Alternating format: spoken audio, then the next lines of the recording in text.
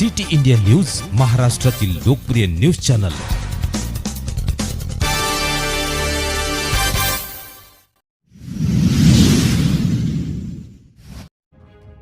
महादीप परीक्षा प्रथम फेरी राळेगाव येथे संपन्न।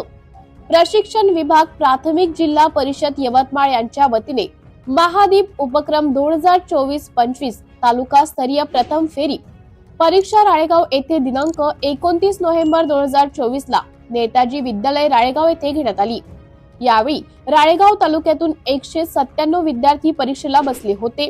पहिल्यांदा केंद्रात परीक्षा घेतली जाते व त्यानंतर तालुका स्तरीय 2 फेऱ्या व शेवटी जिल्हास्तरीय यवतमाळ येथे घेतले जाते व त्यानंतर विद्यार्थ्यांना विमानवारी केली जाते। हे विशेष राळेगाव येथे झालेल्या परीक्षा केंद्राला गट शिक्षणाधिकारी राजू काकडे व शिक्षण विस्तार अधिकारी निलेश दाभाडे यांनी भेट दिली। महादीप समन्वय म्हणून राहुल कुंभारे हे होते, तर प्रवीण देवकते, दीपक शेंडे, प्रशांत महले, सचिन वेरुळकर, माधुरी धामंदे, राहुल पोटुरकर, विनोद मेंढे, सुरेखा अडडे यांनी सहकार्य केले। सिटी इंडिया न्यूज साठी जिल्हा प्रतिनिधी संजय कारवटकर, यवतमाळ। नमस्कार, मी राहुल कुंभारे, विशेष सदन व्यक्ती पंचायत समिती राळेगाव। आज महादीप परीक्षेचे आयोजन करण्यात आलेले आहे। महादीप परीक्षेची तालुका स्तराची प्रथम फेरी असून 197 विद्यार्थी प्रविष्ट झालेले आहेत।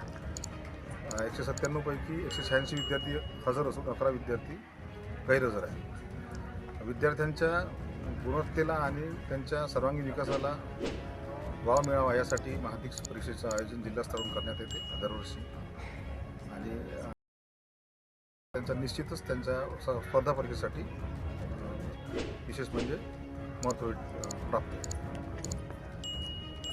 29 नोव्हेंबर महादीप हा उपक्रम माननीय श्री सूर्यवंशी साहेब हे जेव्हा शिक्षणाधिकारी होते त्यावेळेसपासून याची सुरुवात झाली।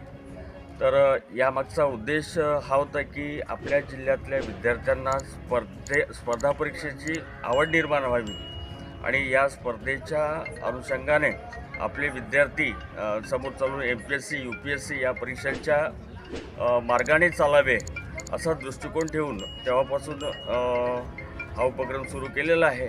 तर या महादीप परीक्षेमध्ये सर्व विद्यार्थ्यांना या ठिकाणी जे काही पात्र विद्यार्थी झालेले आहे आपल्या तालुक्यातून, प्रत्येक शाळेतून, प्रत्येक केंद्रातून, तर त्यापैकी जास्तीत जास्त विद्यार्थी आपल्या राळेगाव तालुक्यातून जिल्हा स्तरावर जावे अशी अपेक्षा करतो आणि सर्व विद्यार्थ्यांना आणि सहभाग करून घेणाऱ्या सर्व शिक्षकांना माझ्याकडून शुभेच्छा।